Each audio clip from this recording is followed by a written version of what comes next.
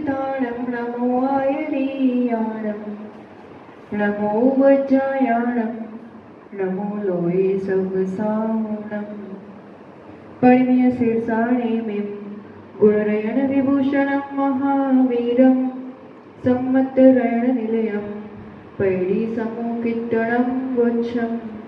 पंच परमेश्वरी भगवान की, तपस्वी सम्राट आचार्य सन्मति सागर जी महाराज की, चतुर्थ पटारीश आचार्य रोगन सुनील सागर जी गुरुदेव की।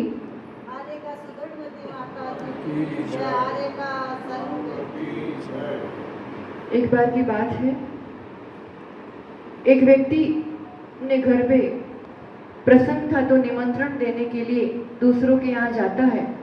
उनसे कहता है, विनती करता है कि आपको हमारे यहाँ पधारना ही पधारना है। वो भैया कहते हैं, वो बात तो ठीक है, पर आप ये तो बताओ कि आपने अमुक, कोई दूसरे व्यक्ति की बात कर रहे थे कि आपने अमुक को नहीं बुलाया। तो वो व्यक्ति कहते, कैसे नहीं बुलाया, उनको तो बुलाना ही पड़ेगा, हमारा तो वर्षों पुराना, बहुत सालों पुराना रिश्ता है, तो उनको तो बुलाया ही है।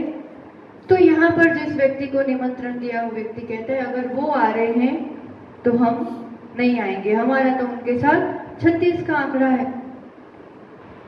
अब अगर अपन इसी बात को कर्मों की अपेक्षा लगाएं तो अपन चाहते तो बहुत है कि हमें अनंत सुख मिले, हमें भी केवल ज्ञान हो। हम उसको निमंत्रण भी देते हैं कि आप हमारे घर आओ, पर केवल ज्ञान कहता है कि क्या आपके घर आपने कषाय को निमंत्रण देके रखा हुआ है? तो कहते हाँ, वो तो हमारा पुराना रिश्ता है, कषाय को कैसे हम छोड़ देंगे।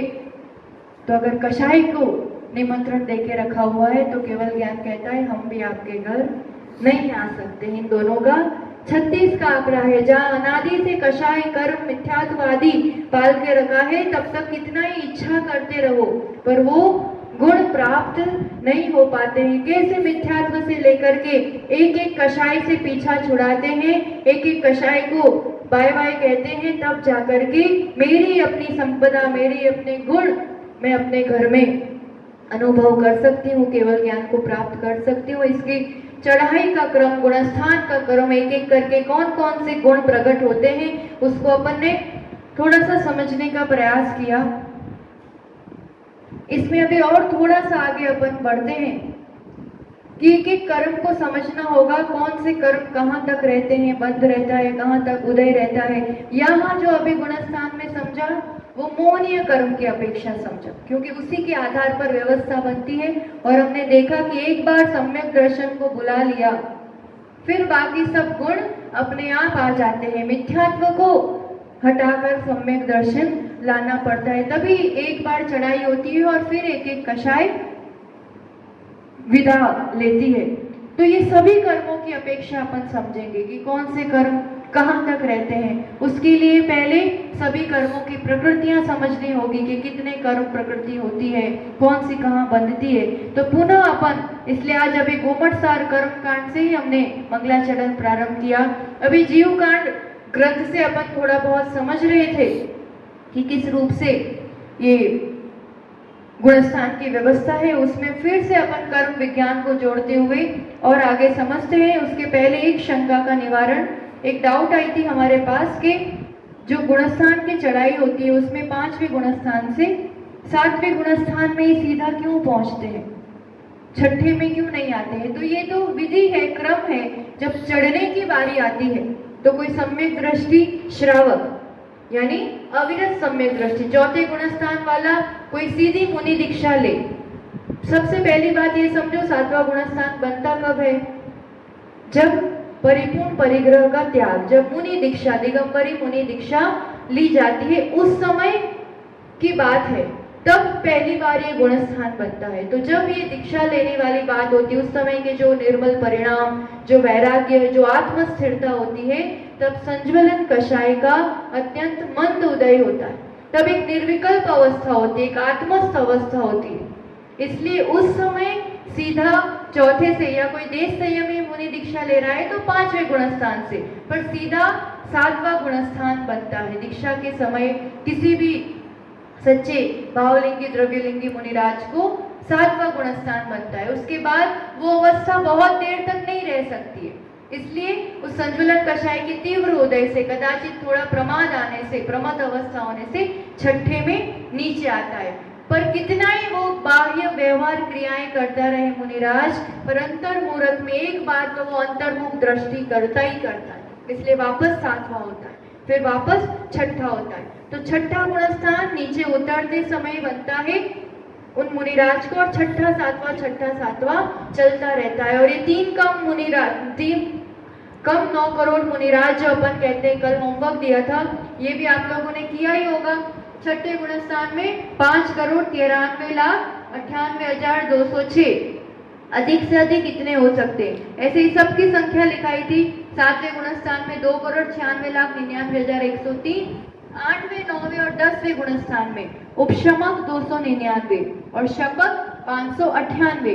तो उन दोनों को मिला के होते हैं 897। तो तीनों में वो संख्या ली है।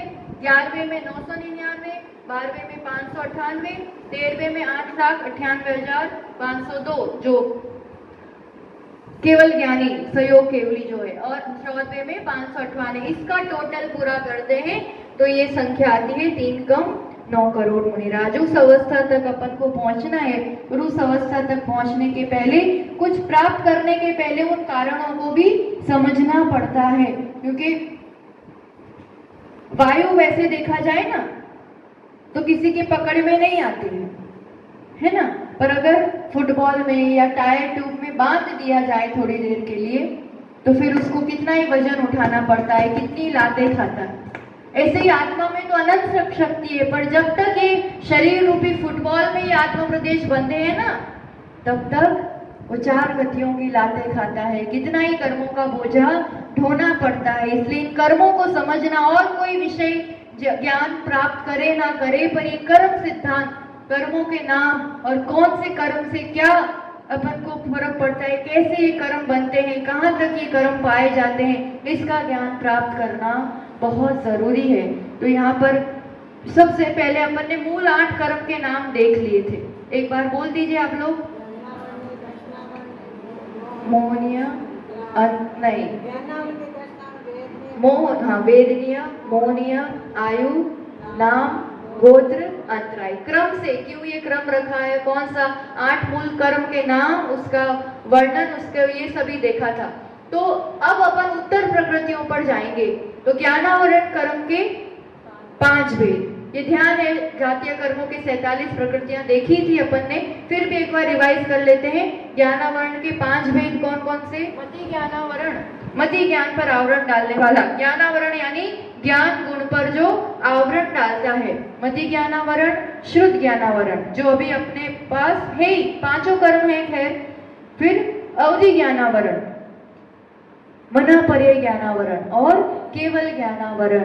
अब केवल ज्ञानावरण सर्वघाती है, उसका उदय तीव्र रूप से चल ही रहा है, इसलिए केवल ज्ञान अपन को नहीं है। अवधि ज्ञान, मना पर्याय ज्ञान भी अभी इस काल में अपन को नहीं है, क्योंकि अभी सर्वघाती स्पर्धकों का उनका उदय चल रहा है। और मति ज्ञान, श्रुत ज्ञान सबका कम ज्यादा आवरण है, पर सभी को आवरण तो है, और उस आवरण के साथ अपना थोड़ा थोड़ा ज्ञान बाहर झलक भी रहा है और उसका आवरण भी है। तो मति ज्ञान आवरण, श्रुत ज्ञान आवरण, अवधि ज्ञान आवरण, मन पर्याय ज्ञान आवरण, केवल ज्ञान आवरण। ज्ञान के 5 प्रकार है। इन 5 ज्ञान को आवरण करने वाले 5 ज्ञानावरण कर्म।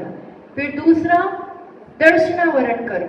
दर्शनावरण कर्म के भेद टोटल 9, उसमें से 4 भेद पहले देखेंगे। तो दर्शनावरण कर्म जो स्वचेतना का दर्शन नहीं होने देता है, अपना आभास नहीं होने देता है, तो वो दर्शन 4 प्रकार के होते हैं। चक्षु दर्शन, अचक्षु दर्शन, अवधि दर्शन, केवल दर्शन। अभी संसार अवस्था में अपन मति ज्ञान, श्रुत ज्ञान है। मति ज्ञान, श्रुत ज्ञान यानी इंद्रियों के माध्यम से, मन के माध्यम से जो अपन ज्ञान प्राप्त करते हैं। तो वो जो ज्ञान प्राप्त करते हैं ना, तो ज्ञान के पहले एक सामान्य जो प्रतिभास होता है, वो दर्शन गुण का काम है, उस पर आवरण डालने वाला। जैसे अपन ने देखा था गेट कीपर की तरह, जो दर्शन ही नहीं करने देगा, दर्शनावरण कर्म। तो चक्षु दर्शनावरण, चक्षु से देखने में बाधक बनेगा, जो चक्षु से हम जो कुछ जान पाते हैं वो। अचक्षु दर्शन यानी आंखों के बिना स्पर्श करके कुछ जाना, ठंडा गरम, या सुन करके कुछ जाना, तो ये जो ज्ञान प्राप्त करना है उसमें ज्ञान के पहले ही आवरण डाल देगा, दर्शन ही नहीं होने देगा। अचक्षु दर्शनावरण, अवधि ज्ञान होता है, उसके पहले अवधि दर्शन होता है, तो उस पे आवरण डालने वाला अवधि दर्शनावरण। और केवल ज्ञान के साथ जो होता है वो केवल दर्शन, और केवल दर्शन पर जो आवरण डालता है वो केवल दर्शनावरण। अभी अपन को केवल दर्शनावरण तो पूरा उदय में है, क्योंकि बिल्कुल भी केवल दर्शन अपने पास नहीं है। अवधि ज्ञान नहीं है तो अवधि दर्शन भी नहीं है, इसलिए अवधि दर्शनावरण कर्म भी सर्वघाती रूप से पूरा उदय में है। चक्षु दर्शनावरण, अचक्षु दर्शनावरण, ये दोनों कर्म अभी उदय में भी है, पर उसका कुछ कुछ भाग झलकता भी है, क्षम रूप से है, क्योंकि आंखों से देख के अपन जानते हैं, बाकी इंद्रियों से भी अपन ज्ञान प्राप्त करते हैं, तो ज्ञान के पहले जो होता है वो तो चक्षु दर्शन अचक्षु दर्शन अभी है, पर ये कर्म भी है, उस पर आवरण भी है, थोड़ा थोड़ा ऐसी वाली स्थिति के थोड़ा प्रकट है और थोड़ा उस पर आवरण है। तो ये 4 हुए दर्शनावरण के, बाकी और 5 है, क्योंकि दर्शनावरण तो निद्रा जितनी भी होती है ना, ये इस कर्म का भेद है, टाइप से, क्योंकि नींद आती है तब आप कुछ भी देख जान नहीं पाते हो, मन चलता है, कार्य चलता है, पर आप बाहर जो कुछ चल रहा है या स्व संवेदन भी नहीं होता है, या पर का ज्ञान भी नहीं हो पाता है, स्व का संवेदन भी नहीं हो पाता है, इसलिए निद्रा है, ये दर्शनावरण कर्म का भाग है। दिन में जो ज्यादा सोते हैं ना, उनको दर्शनावरण कर्म का तीव्र बंद होता है, और फिर उसका उदय आता है, फल मिलता है, तब भी कुछ भी अपन जानने देखने लायक नहीं रह पाते हैं। 5 भेद हैं निद्राओं के।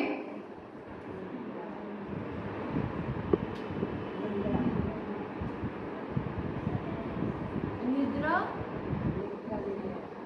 और दूसरा तीसरा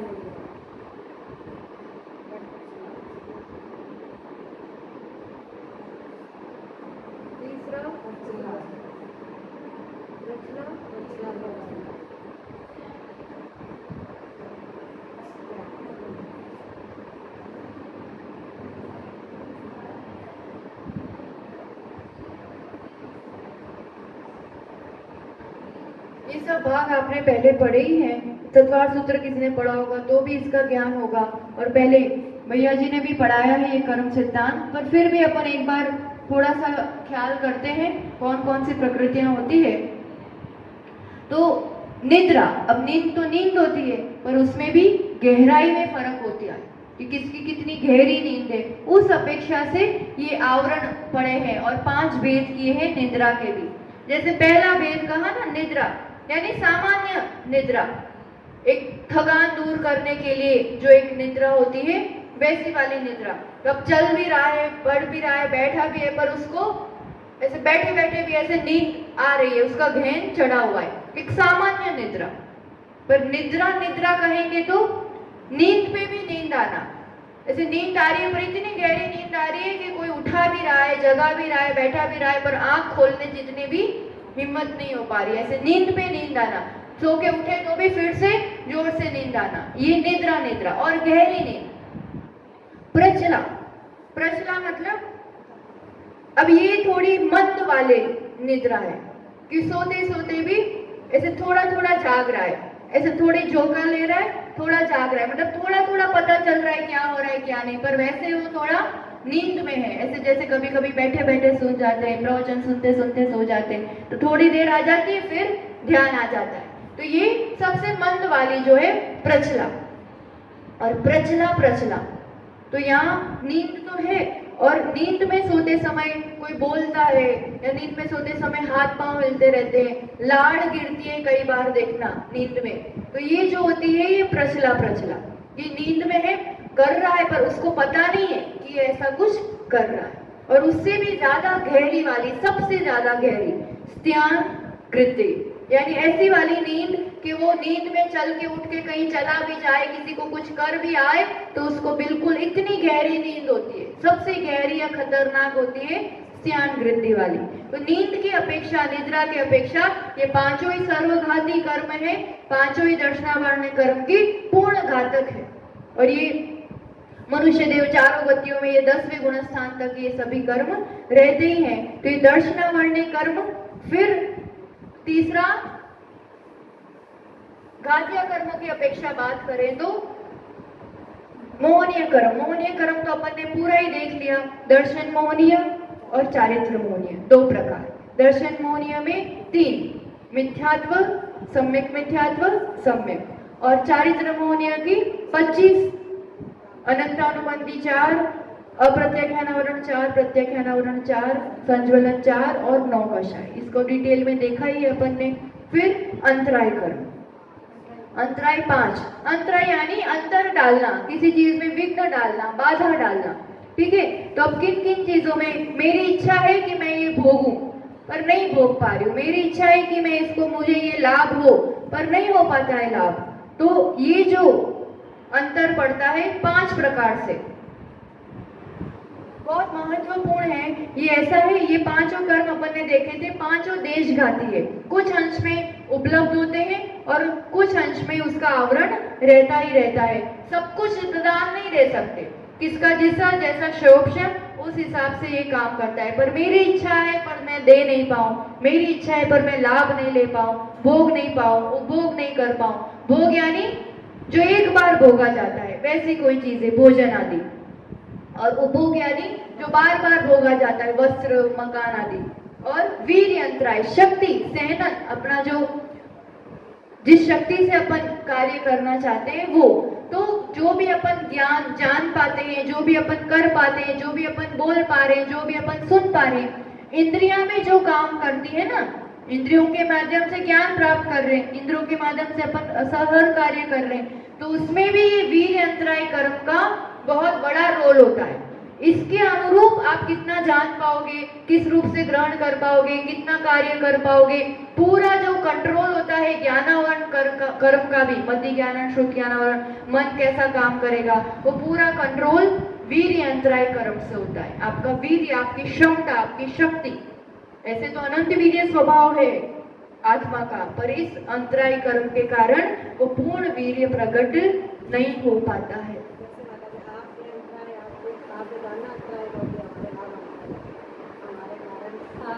आहार में अंतराय आता है तो हमारा लाभ अंतराय, हमको आहार का लाभ नहीं हुआ और आप देने वाले हो तो आपका दान अंतराय। वैसा तो परस्पर दोनों का कर्म एक साथ उदय में आना और फिर ऐसा उस समय वैसा फल मिलना है ना। हम जो ले रहे हैं वो लाभ हुआ, आप देने वाले तो दान हो गया, वो अंतराय। तो ये अंतराय कर्म निरंतर बंद भी होता है, निरंतर उदय भी चलता है अपने अपने शोभन अनुरूप। अब ये तो 4 घात्या कर्म हो गए, 5 ज्ञानावरण, फिर 9 दर्शनावरण, 28 मौनीय और 5 अंतराय। तो ये टोटल हो जाते हैं 47 घात्या कर्म। अब आज अपन थोड़ा सा नजर डालते हैं विषय पर, अघात्या कर्मों की जो प्रकृतियां। अघात्या कर्म कौन कौन से? आयु, नाम, गोत्र, वेदनीय। ठीक, आयु कर्म से पहले स्टार्ट करते हैं। आयु कर्म का काम उस आयु में बांध के रखना। तो 4 आयु होती है, प्रसिद्ध है और सबको पता ही है, नरकायु, तिर्यंच आयु, मनुष्य आयु और देवायु। उस गति में, उस आयु में, उस शरीर में उस जीवात्मा को उतनी देर के लिए बांध के रखता है वो आयु कर्म का काम है। 4 प्रकार की गति, 4 प्रकार की आयु, और इन 4 आयु के हिसाब से एक के बाद बिना आयु कर्म के ही आत्मा होती नहीं है। एक अभी भोग रही है आयु और एक बंधती है जो आगामी काल के लिए। तो ये शरीर छूटने से पहले, यानी ये आयु पूरी होगी, उसके पहले अगली आयु बांध दी होगी और उसको पता, फिर उस अनुरूप वो अगली आयु यानी अगली शरीर में जाएगा।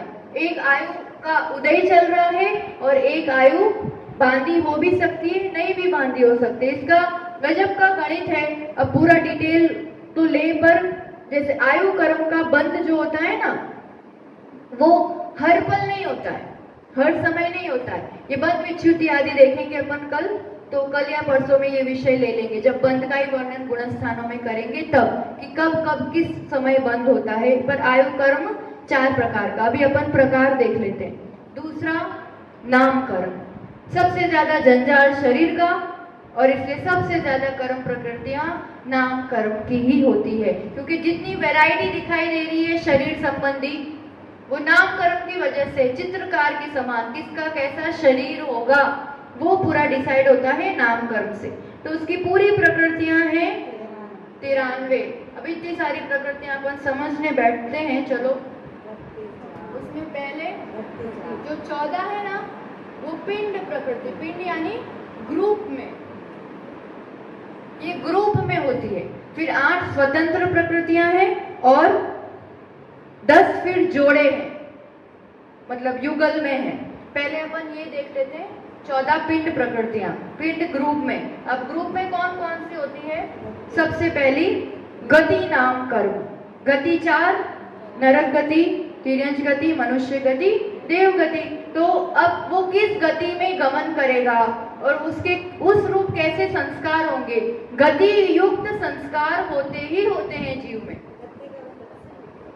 हर समय होता है। गति का बंध हर समय होता है, और अलग चीज है, गति अलग वस्तु है, आयु अलग वस्तु है। आयु मतलब है तो दोनों सेम, जैसे अभी अपन मनुष्य आयु का भोग रहे हैं, ठीक है ना, तो उदय भी मनुष्य गति का ही चल रहा है, पर बंध चारों में से किसी भी गति का हो सकता है, क्योंकि जैसे परिणाम होते हैं ना उस हिसाब से गति बंद होता है। फिर उदय जिस आयु में आप है उस हिसाब से उस गति का उदय होता है। तो जिसके उदय से जिस रूप गति में परिणमन हो वहां जाना हो और उस रूप परिणाम हो। तिरंज गति के कुछ विकृत ऐसे कुटिल परिणाम, मायाचारी वाले परिणाम होंगे ही होंगे। मनुष्य है तो थोड़ी मानवता, थोड़ी उसका मनस्वीपना, चिंतन करना, ये गुण होगा ही होगा। ऐसे देव होगा तो उसकी अमुक रिद्धि, अमुक कांति, ये चीज होंगी ही होंगी। और नरक है तो अरति भाव होगा ही होगा। तो ये गति के अनुरूप कुछ फिक्स परिणाम है कि ये गति में है तो इस अनुरूप उसके परिणाम होंगे। तो गति नाम कर्म शरीर की रचना और शरीर प्राप्त करने में है, और आयु का कर्म उस शरीर में उतनी देर उसको बांधे रखना। आयु कर्म बंधन का काम करता है कि वो शरीर में उतनी देर रहेगा, पर वो शरीर से वो किस टाइप के उसके परिणाम रहेंगे, उस गति रूप वो जो संस्कार होते हैं वो गति नाम कर्म का काम है। दोनों का बंध की बात करें तो आयु कर्म पूरे जीवन में एक ही बार बंधता है, और एक बार जो बंध गया फिक्स, वो उसके मरण के बाद उस आयु में जाएगा। और ये गति नाम कर्म को प्रतिपल बंधता है, जैसे परिणाम उस हिसाब से उसका बंध होता है। और फिर उदय में कौन सा आएगा?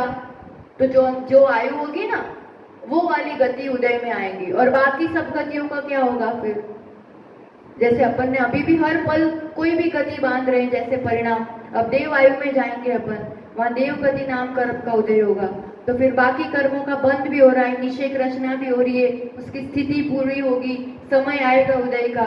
तो इसलिए तो फिर अपन ने समझा था कि जैसे उस समय नरक गति का उदय का समय आया तो वो संक्रमण होके देव गति में चेंज होके उदय में आएगा। ये सब व्यवस्था इसीलिए है कि उस समय उदय योग्य स्थान नहीं है, द्रव्य क्षेत्र काल नहीं है वैसा, तो वो संक्रमित होके उदय में आएगा। इसलिए उदय एक का ही रहता है, बंध किसी भी गति का हो सकता है। उस गति में उसके उदय से वैसे उस भव में जाता है और उस रूप उसके परिणाम या संस्कार रहते हैं। गति 4, गति नाम कर्म है, ये नाम कर्म का एक भेद है। ठीक, दूसरा भेद होता है जाति। अब जाति में अपन ये वाला नहीं कि उम्मड़ की, खंडेलवाल की, ये वाली जाति नहीं। जाति मतलब जैसे अपन यहाँ भी व्यवस्था बनाते हैं कि एक तरह के परिणाम वाले या एक तरह की जिनकी रीति रिवाज है उनको अपन ने एक ग्रुप कर दिया, या तो एक गांव से है या एक प्रकार की समझ है, वो ऐसा एक ग्रुप बनाते हैं। ऐसे यहाँ भी एक ग्रुप बनाया है जिसमें समानता होती है, पर किस हिसाब से समानता? इंद्रियों की अपेक्षा। जैसे मैं अपन और शेर और बिल्ली और कुत्ता, देव, नारकी, अपन सब एक ही जाति के हैं पंचेंद्रिय की अपेक्षा। तो ये जो जाति नाम कर्म यानी जो जिस इंद्रिय वाला जीव होता है उसका उस जाति नाम कर्म का उदय होता है और वो उतनी इंद्रियों को धारण करता है। तो जाति 5।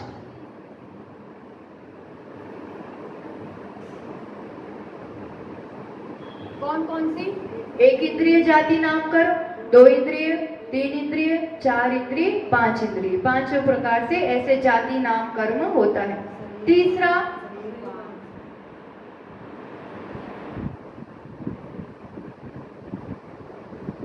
शरीर। ये अपना जो शरीर है, अपन मनुष्य है तो अपना शरीर कौन सा है?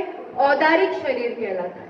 औदारिक जो स्थूल शरीर है, दिखाई देता है वैसा वाला, जो सप्त धातुओं से बना हुआ है, हड्डी मांस मज्जा इन सब से जो बना हुआ होता है, ये औदारिक शरीर कहलाता है। मनुष्य और तिर्यंच का औदारिक होता है, देवों का, नारकियों का, उन सबका जो शरीर होता है वो वैक्रियक शरीर, अत्यंत फ्लेक्सिबल, उसमें हड्डी खून ये सब नहीं है, चाहे तो छोटा कर ले चाहे तो बड़ा कर ले, उस हिसाब से विक्रिया कर सकता है, इसलिए वैक्रियक शरीर। बनता वो पुद्गल परमाणुओं से ही है। तो ये 2 शरीर। फिर ये 2 तो 4 गतियों के हिसाब से हो गया। आहारक शरीर। आहारक शरीर यानी आहार करने वाला शरीर, ऐसा नहीं, ये एक विशेष प्रकार का शरीर है जो मुनिराजों को, जो 6ठे 7वें गुणस्थान में जो मुनिराज होते हैं, उनको कदाचित यहाँ बैठे बैठे कोई शंका समाधान के लिए कहीं और जाना है या बंद वहां होता है, उदय 6ठे में होता है। हाँ, वो देखेंगे अपन आगे, बंद और उदय की व्यवस्था देखेंगे ना। अभी कर्म प्रकृतियां समझ रहे हैं कि वो होती क्या है। तो मुनिराज को होता है और वो विशेष कारणों से रिद्धिधारी मुनिराज है, पर वो जैसे यहाँ बैठे बैठे विदेश क्षेत्र में जाके शंका समाधान कर रहा है या संयम का मतलब वो कर रहा है कि ऐसी कोई जगह है कि जहाँ से संयम का घात होगा, इसलिए वो वहां से नहीं जा पा रहा, पर फिर भी जाना है अकृत्रिम चैत्यालयों की वंदना करने के लिए। तो इसी शरीर में सिर से एक अलग प्रकार का शरीर निकलता है, एक हाथ का पुतले जैसा, और वो अंतर्मुठ के लिए वो शरीर बनता है। वो अपने स्थान पे जाके अपना काम करके वापस आ जाता है। अभी इस काल में नहीं होता है, इसलिए अपन ने देखा नहीं, समझा नहीं, पर वितराग वाणी पर श्रद्धान करते हुए कि ऐसा एक शरीर हुआ करता है, मुनिराजों को थोड़ी देर के लिए ये शरीर बनता है, तो ये आहारक शरीर कहलाता है। फिर चौथा तेजस और 5वां कारमान शरीर। पहला औदारिक,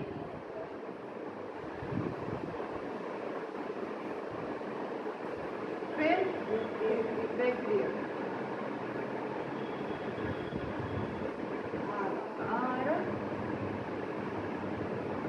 तेजस और अब ये जो 2 शरीर है ना, तेजस और कारमान। तेजस यानी जो कांति होती है शरीर की, वो भी कुछ पुद्गल परमाणु का शरीर, यानी समझो कुछ पुद्गल परमाणुओं का समूह जो एक आकार प्रकार ग्रहण करता है। तो यहाँ तेजस और कारमान शरीर जो है वो दिखते नहीं है, पहली बात, ये बहुत सूक्ष्म होते हैं, पर ये कुछ पुद्गल परमाणुओं का समूह है। तेजस जिससे कांति रहती है शरीर में, और कारमान कर्मों का समूह, ये 8 कर्मों का समूह जो आत्मा के साथ बंधा हुआ है, ये जो पूरा वो पुद्गल परमाणुओं का झुंड, वो समूह, वो कारमान शरीर कहलाता है। और तेजस जो कांति देता है, ये 2 शरीर अनादि से अपने साथ है अभी भी, और जब तक मुक्त नहीं होते हैं, अयोग केवली नहीं बनते हैं, तब तक ये हमेशा रहते ही रहते हैं, इसका अभाव कभी भी नहीं होता है। औदारिक शरीर छूटता है तो दूसरा औदारिक मिलता है या वैक्रियक मिलता है, ये शरीर छूटता है और दूसरा मिलता है, पर तेजस और कारमान शरीर इस आत्म प्रदेशों के साथ अनादि से है, और जब तक सिद्ध नहीं बनेंगे तब तक हमेशा रहते ही हैं। ठीक है, तो ये 2 शरीर तो हमेशा है, इसलिए कभी भी ये आत्मा बिना शरीर के नहीं होती है।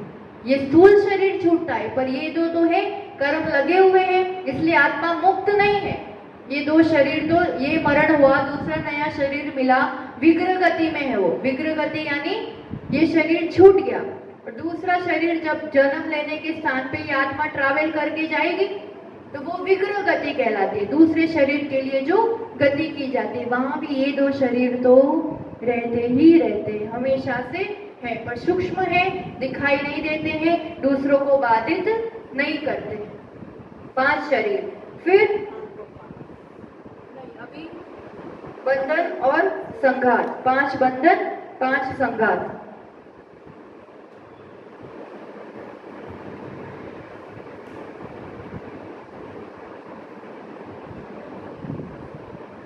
बंधन और संघात। अब जितने शरीर है 5 प्रकार के शरीर, तो बंधन भी यही 5 प्रकार के और संघात भी यही 5 प्रकार के होते हैं। Same 5 types. इसमें कार्य क्या होता है कि जो शरीर नामकरण था तो उस हिसाब से वो शरीर के पुद्गल, जैसे औदारिक शरीर मिलने वाला है तो उन पुद्गल परमाणु को ग्रहण करेगा। वैक्रिक मिलने वाला है तो वैसे कि जैसे पेपर बनाना है तो वैसा मटेरियल इकट्ठा करेंगे, प्लास्टिक बनाना है तो वैसा मटेरियल, तो ये वैसे पुद्गल परमाणु, वैसे मटेरियल इकट्ठा करना, ये शरीर नामकरण का काम है, जिससे वो मटेरियल इकट्ठा होता है। ठीक। पर अब बंधन नाम क्या करता है, उन पुद्गल परमाणुओं में बंधन करता है, उनका जुड़ाव होता है। ये एक एक परमाणु जुड़े हुए हैं ना यहाँ पर, तो पूरा शरीर बना है अपना, तो ये बंधन का काम, जोड़ने का काम, ये 5 शरीर में उन परमाणुओं के बीच जोड़ने का काम करता है बंधन नाम कर्म। और संघात नाम कर्म, वो जो बंधन दोनों जुड़े हैं उसमें छिद्र रहित करना। अब उसमें दिखेगा नहीं, जॉइंट्स नहीं दिखेंगे कि वो कहाँ कौन सा परमाणु, अपन को पता चल रहा है ये परमाणु किसके साथ कहाँ जुड़ा है, क्योंकि वो संघात नाम कर्म है जो उसको वैसा कर देता है। जैसे मकान बनाना है तो सब मटेरियल इकट्ठा किया है ना, तो शरीर नाम कर्म। फिर एक ईंट से दूसरी ईंट, तीसरी ईंट जोड़ते हैं ना अपन, तो वो बंधन। और फिर उसमें तो दिखता है, पर प्लास्टर कर देते हैं तो अब प्लास्टर करने के बाद नहीं पता चलता है कि कौन सी ईंट कहाँ जुड़ी है।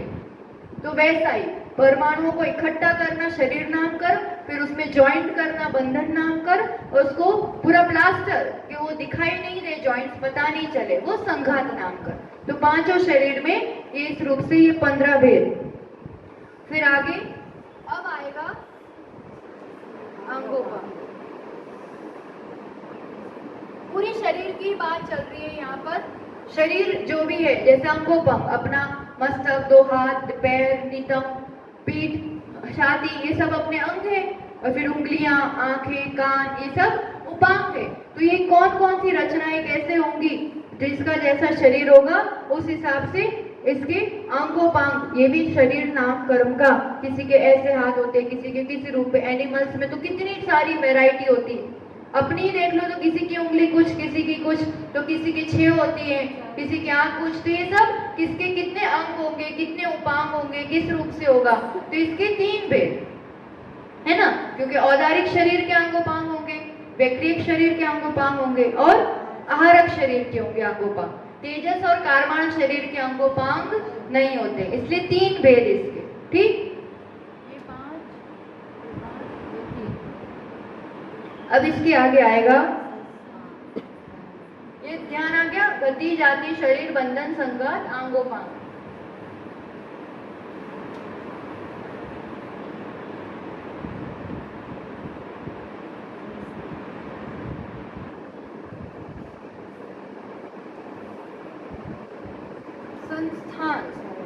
संस्थान यानी आकार प्रकार जो अपने शरीर का, ये सब शरीर संबंधी बात चल रही है। तो यहाँ तो ये तो दिखता ही है, शरीर दिखता है, और किसी का ठिकना है तो किसी का ऐसा कुबड़ा है तो किसी का एकदम परफेक्ट है।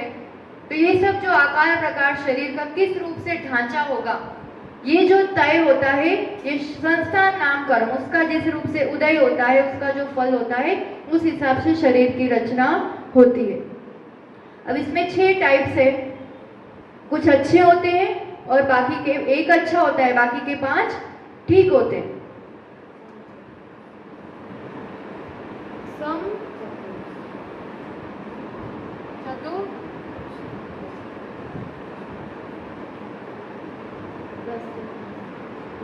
सम चतुरस, जैसे सम यानी इवन, इक्वल, चारों पार्ट से। जैसे अपन भगवान की मूर्ति देखते हैं ना, नाभि से यहाँ तक का, यहाँ से पैर तक का, ये सब नाभ परफेक्ट होता है, क्योंकि भगवान जो महापुरुष होते हैं उनका शरीर समचतुरस, यानी जितना नाभि से ऊपर का भाग उतना नाभि से नीचे का भाग, और एकदम आप जैसे कहते हो ना एकदम परफेक्ट फिगर होना, वैसा वाला, कहीं बहुत ज्यादा पतला नहीं, बहुत ज्यादा मोटा नहीं, जितना चेहरा होना चाहिए, जितने बाहु होने चाहिए, जितनी कमर होना चाहिए, जैसे पैर होना चाहिए, एकदम समचतुर्रस, एकदम परफेक्ट। ये पुण्यात्माओं का इस रूप का शरीर का संस्थान होता है।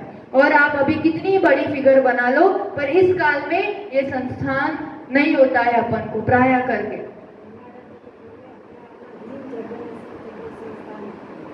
हो सकता है पर फिर भी नहीं, क्योंकि अभी हुंडक में आ सकते हैं, या उसमें या इसमें भी हीन रूप से हो सकता है, संस्थान 6 हो सकते हैं, उसमें कोई काल दोष नहीं है कि इस काल में अमुक नहीं होता है कि होता है, पर फिर भी वैसा जैसा होना चाहिए उस रूप से नहीं होता है। और समचतुर्रस देवों को यही संस्थान होता है, जितने भी देव होते हैं वो सुंदर होते हैं, ये संस्थान होता है। महापुरुष होते हैं उनको यही संस्थान होता है। बाकी फिर किसी को कुछ भोग भूमि में भी युगलों को यही संस्थान होता है, मतलब जहाँ पुण्य है ना वहां ये संस्थान होता है। फिर नई ग्रोथ, ये थोड़े से नाम विचित्र लगेंगे, पर थोड़ा अपन को नॉलेज भी तो होना चाहिए ना, शरीर का इतना ध्यान देते हैं तो ये भी कि भाई ये भी नए नाम थोड़े जान ले अपन। नई ग्रोथ, परिमंडल,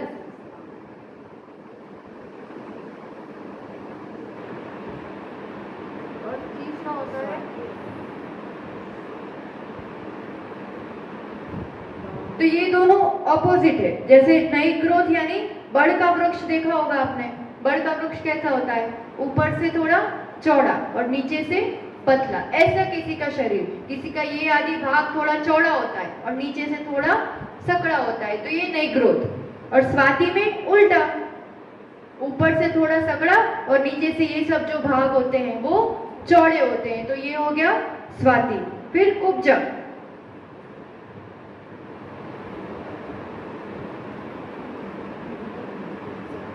ये हो गया ट्री के समान, और ये हो गया सांप के समान, मतलब ऊपर चौड़ा होगा, नहीं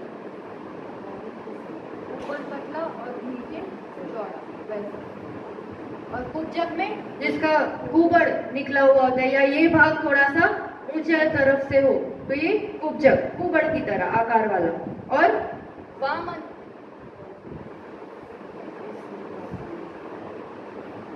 वामन यानी ठिगना, अपन को लग रहा है पर अपन महापुरुषों की अपेक्षा या उसकी अपेक्षा देखें तो अपन बहुत ठिगने हैं, अपन इस संस्थान में आ सकते हैं आराम से, वामन वाले में भी, क्योंकि ठिगने ही है अपन। उन सब की कहाँ 500 धनुष हाइट, कहाँ उतनी महापुरुषों की अपेक्षा अपन देखेंगे तो अपन वामन कहलाएंगे कि नहीं, ठिगने नहीं कहलाएंगे।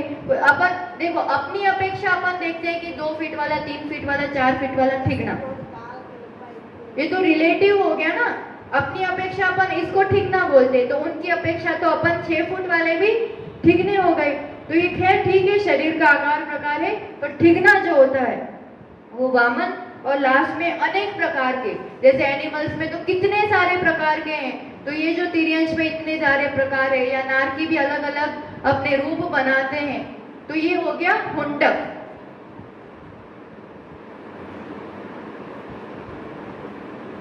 ये जो नारकियों को होता है ये हुंडक वाला ही होता है, क्योंकि अनेक प्रकार के, कोई भी शेप, एनी शेप, ये हुंडक हो गया, ठीक। पर इसमें ये वाली बात है कि शरीर का शेप कोई भी हो, संस्थान कोई भी हो, उसमें सम्यक दर्शन की प्राप्ति या मोक्ष प्राप्ति में भी ये बाधक नहीं बनता है। चाहे कुब्जक भी हो ना, वामन भी हो, तो भी वो मोक्ष जा सकता है। ये तो बाह्य शरीर का आकार प्रकार वाली बात है। संस्थान 6 वैसे ही सहनन होता है आगे।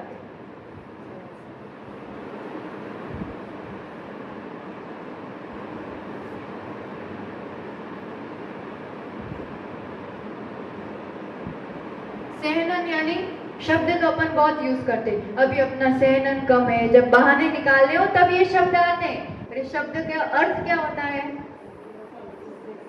हड्डियों की मजबूती, हड्डियों का जो जोड़, अपना जो शरीर है, ये औदारिक शरीर वालों को ही होता है सहनन, देव आदि को तो ये बात आती ही नहीं है। तो अपने जो हड्डियों का जोड़ है, क्योंकि अपने शरीर की मजबूती अपने हड्डियों के उस पर निर्भर करती है, तो यहाँ पर ये उसके हिसाब से हड्डियों का जो समूह है, तो हड्डियां आपस में कैसे जुड़ती हैं, इसके द्वारा जोड़ी जाती है। और फिर उसमें जो एक कील किया जाता है, कीलित किया जाता है, जैसे किवाड़ बंद करना हो ना अपन को, तो किवाड़ की अपनी मजबूती भी काम करती है।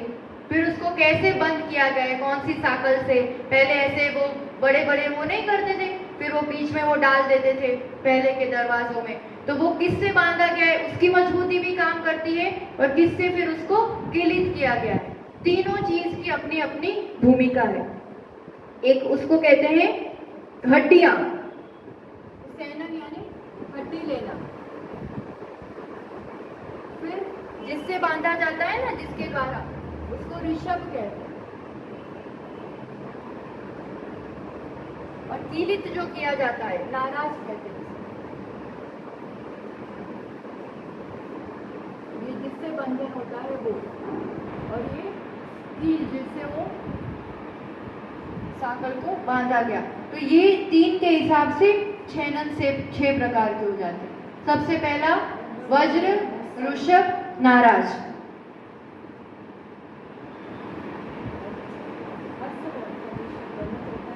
हाँ, ऋषभ या वृषभ, हाँ वह है, दोनों प्रकार से आता है।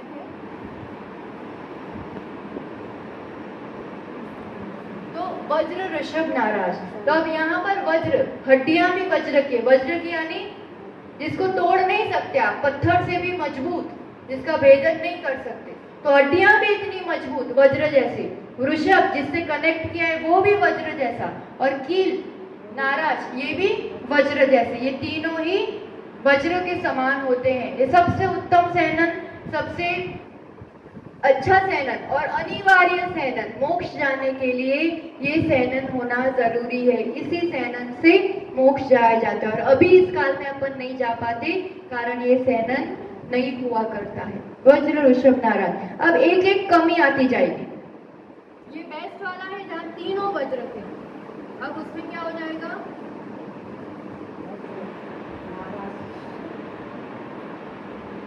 वज्र, नाराज। तो उसमें क्या हो जाएगा, हड्डियां तो अभी वज्र की है, नाराज भी वज्र का है, पर जो बंधन है, जो ऋषभ है, वो नहीं है अब वज्र का, ऋषभ वाली बात नहीं है। तो थोड़ी कमी आई उसकी मजबूती में। फिर तीसरा नाराज,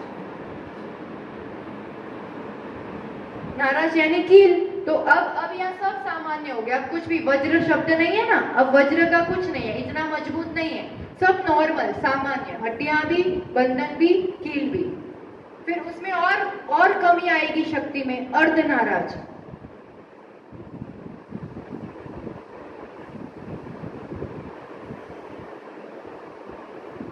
है ना, वो वज्र जैसे मजबूत थे, तीनों चीजें सेम थी, पर वज्र जैसे मजबूत, जैसे कोई चीज लोहे की कर दी और कोई चीज नॉर्मल प्लास्टिक की लकड़ी की कर दी, वैसा। और अब यहाँ पर अर्ध नाराज, तो कोई चीज अपन ने बांधी है तो कभी खाली ऐसे कील टिका देते हैं, ऐसे पूरी अंदर घुसाते नहीं है। एक तो होता है कि पूरी आर पार करेंगे तो वो मजबूत हो जाएगा, और एक जरा सा खाली यूं टिका दिया, तो ये अर्ध नाराज, पूरी कील नहीं है, ऐसा थोड़ा सा ही बंधन है जिसको जरा सा टिका दिया, इसलिए इसकी सैनन और कम हो जाता है। ये जो नीचे नीचे जा रहे हैं ना, सैनन कम कम होता जा रहा है, शक्ति कम हो रही है। फिर पांचवा कीलक,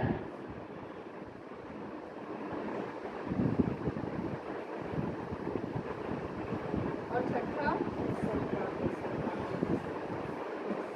नाम थोड़ा सा असम,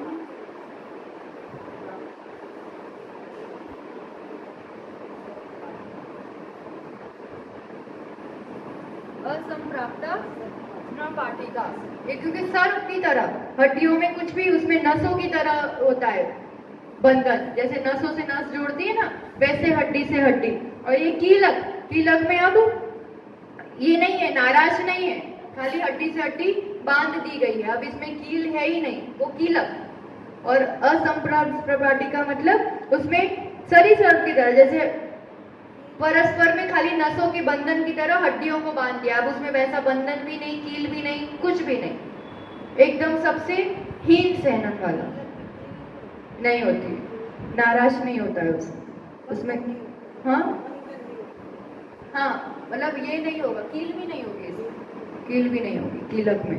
तो ये 5 अभी जो इस काल में होते हैं, ये अंतिम 3 काले सैनन ही होते हैं, चौथा, पांचवा, छठा अपना जो अभी इस काल में उत्तम सैनन नहीं हुआ करते हैं। पर उत्तम सैनन जरूरी है, क्योंकि ध्यान आदि की एकाग्रता उत्तम सैनन होता है ना, तो वो उपसर्ग आदि सहन किया जाता है, ठंडी गर्मी परिचय आदि सहन करने में ये सैनन भी काम करता है। इसलिए शरीर का उत्तम सैनन मोक्ष के लिए ये एक निमित्त, एक साधन है जो होना बहुत जरूरी है। तो ये अपन ने इतने भेद देखे, अभी समय हो रहा है, पर फिर भी ये नाम कर्म का थोड़ा सा अपन इतना पिंड वाला तो पूरा कर देते हैं, बाकी की प्रकृतियां फिर कल देख लेंगे। सैनन हो गया। अब स्पर्श, ये तो पाठशाला का विषय, सबको ही ध्यान है। शरीर है, पुद्गल है, तो स्पर्श होगा। 8 प्रकार का स्पर्श होता है, शीत या उष्ण, स्निग्ध या रुक्ष, भारी या हल्का, कठोर या मुलायम, मृदु, ऐसे। फिर रस नाम कर, उसका एक पुद्गल का अपना रस भी होगा, कटुक या कषायला या मधुर या अम्ल, 5 जो रस होते। गंध में सुगंध या दुर्गंध 2। और वर्ण, तो वर्ण तो है ही सभी के शरीर का, तो वो जो 5 वर्ण मुख्य है ना, काला, नीला, लाल, पीला और सफेद, उस अनुरूप फिर तो ये जो हो गए पूरे 20 इसके।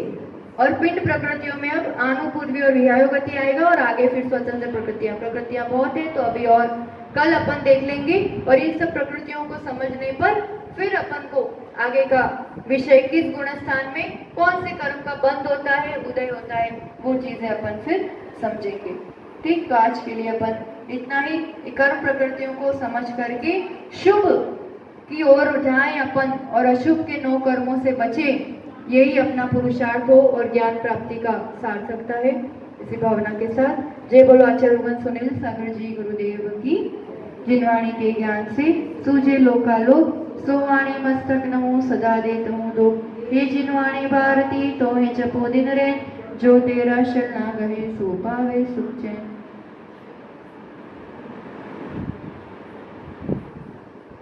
द्वादशांग में जिनवाणी माता की जय। आचार्य भगवान सुनील सागर जी गुरुदेव की।